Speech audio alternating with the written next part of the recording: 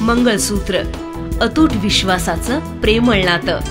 हे नातं आणखी दृढ करा एसके खांडरे ज्वेलर्सच्या साथीनं. पारंपरिक आणि आधुनिकतेचा सुरेख संगम असणाऱ्या मंगळसूत्रांच्या असंख्य व्हरायटीज.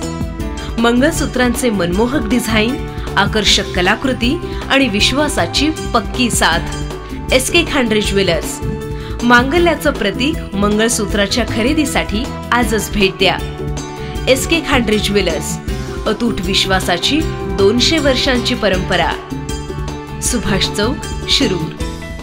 नमस्कार. संवाद लाईव्ह टीव्ही मध्ये आपले स्वागत. आपल्या भागातील महत्त्वाच्या बातम्या विस्ताराने पाहण्यासाठी आजच संवाद लाईव्ह टीव्हीच्या यूट्यूब चॅनलला सबस्क्राईब करा आणि बेल आयकॉनवर क्लिक करून अपडेटेड रहा.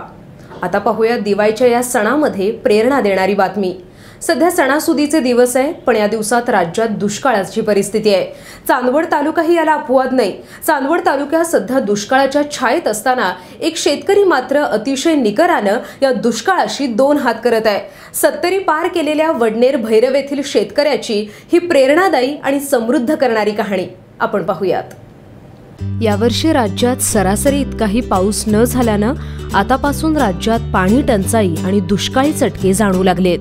अशा परिस्थितीत शेतकऱ्यांना आपली पिकं जगवणं, टिकवणं अवघड झालंय. मात्र दुष्काळी स्थितीला न घाबरता वडनेर भैरव येथील शेतकरी शिवाजी हरिभाऊ माळी यांनी आपला पानमळा जोपासलाय. ही हिरवी हिरवी पानं पाहून चांदवड तालुक्यात खरंच दुष्काळ आहे का असाच प्रश्न पडतोय. वडनेर भैरव येथील वयाची 70 पार केलेले शिवाजी माळी यांनी जिद्द आणि चिकाटीच्या जोरावर कशा प्रकारे पानमळा जोपासला आहे आपण चला तर पाहूया आणि त्यांच्याकडे जाणून घेऊया.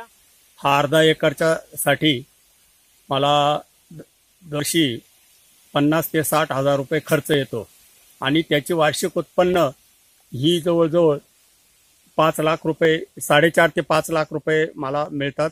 त्यापैकी 50,000 गेलेले. जास्तीत जास्त मला नफा 3, 3.5, 4 लाख रुपयेपर्यंत मला नफा जातो. शेतकरी शिवाजी माळी यांच्याकडे वडिलोपार्जित 20 एकर शेती आहे. त्यातील अर्धा एकर शेतीत कर्पुरी गावरान जातीचा पानमळा आहे. दुष्काळी परिस्थितीत पाण्याचं काटेकोर नियोजन करून शिवाजी माळी यांनी पानमळा फुलवलाय. गेल्या 15 वर्षांपासून ते आजपर्यंत तेही बाग जोपासतायत. चारही बाजूंनी दाट कुंपण, सारखी सावली, उन्हाच्या झळापासून बचावासाठी तुतीची घनदाट झाडं, पाण्यासाठी ड्रीपचा वापर, यामुळे पानवेली पसरत आहे. साधारण वर्षभरात त्यांना 4,50,000 इतका निव्वळ नफा मिळतोय. मी पूर्वीपासून खुड्याचं काम करायचो, पहिलं पानाच्या खुड्याचं. आणि शिवाजी बाबांकडे पूर्वीपासून पानमळा आहे आणि त्याचे आजही बी छंद असताना त्यांच्याकडं या नाशिक जिल्ह्यात म्हणल्यापेक्षा आज नाशिक जिल्ह्यात एवढाच पानमळा राहिला त्यांच्या गावात. आम्हाला डिग्री, डिप्लोमा आणि इतर पदव्या हातात घेऊन बसलेल्या आणि नोकरीच्या मागे लागलेल्या तरुणांनी माळीबाबांचा निश्चितपणे आदर्श घेण्यासारखाच आहे. कॅमेरामन अभय ठाकरेसह तारळकर, ज्योतिराम, संवाद लाईव्ह टीव्ही, चांदवड, नाशिक. तर वडनेर भैरव येथील आणखी एक शेतकरी, महिला शेतकरी आपली शेती करण्याची आवड असल्यानं पारंपरिक शेतीला फाटा देत अत्याधुनिक तंत्राचा वापर करत शेती करतायत. नेमकी कशी पाहूयात. शेती म्हणजे उन्हातान्हाचं काम. त्यात महिलांना शेती करणं म्हणजे तारेवरची कसरत. घर सांभाळणं, शेतीची कामं उन्हातान्हात करणं सगळंच अवघड असतं. मात्र प्रगतिशील महिला शेतकरी राजश्री माळी यांना ही कामं करणं सोपं झालंय. कारण त्यांनी शेतीसाठी आधुनिक तंत्रज्ञानाचा योग्य वापर करून घेतलाय. 30 एकर शेती त्या घर बसल्या सांभाळतायत, ते ऑटोमायझेशन टेक्नॉलॉजीच्या सहाय्यानं.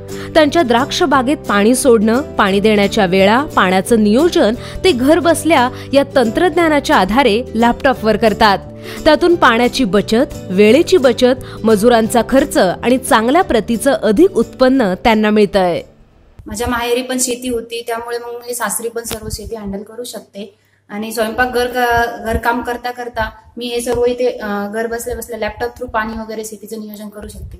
आमची 30 एकर द्राक्ष शेती आहे. त्या 30 एकर द्राक्ष शेतीमध्ये आम्ही 3 हेड आम्ही यूज केलेले. त्या हेड थ्रू आम्ही पाणी ट्रान्सफर करू शकतो. At a time 2 wall set सुद्धा करू शकतो आणि मध्येच एखादा वॉल स्टॉप करून दुसरा वॉल पण देऊ शकतो. यामध्ये आपण अजून 2 प्लॅन केलेले आम्ही. 1 लिटरमध्ये पण पाणी देऊ शकतो आणि मिनिटमध्ये पण पाणी देऊ शकतो. परत आपण पाण्याचा ECPH काउंट करू शकतो. देन फर्टिगेशन सुद्धा आपण या थ्रू देऊ शकतो. या सर्व ऑटोमेशन टेक्नॉलॉजीचा आम्हाला आमच्या ओव्हरऑल शेतीमध्ये खूप फायदा झालेला आहे. नेहमी निसर्गावर हवाला ठेवून शेती चालणार नाही. शेतीसाठी नियोजन करावंच लागणार. हेच या शेतकऱ्यांच्या यशस्वी शेतीतून कळतं. खरं तर दुष्काळामुळे होरपळून जाणाऱ्या शेतकऱ्यांना यामधून प्रेरणा मिळेल हे मात्र नक्की. ज्योतिराम तारळकर, संवाद लाईव्ह टीव्ही, नाशिक.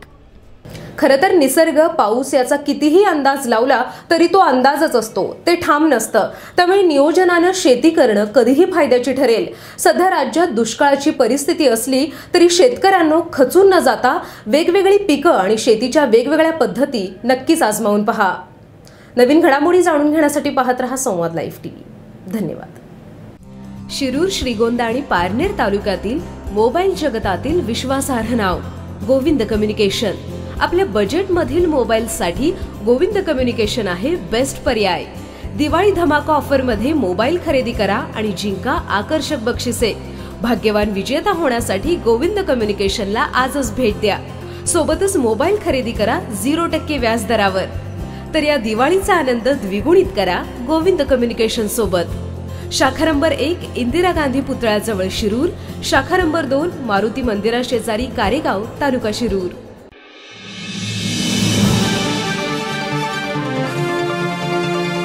संवाद लाईव्ह टीव्ही, आपला विश्वास, आपलं चॅनल.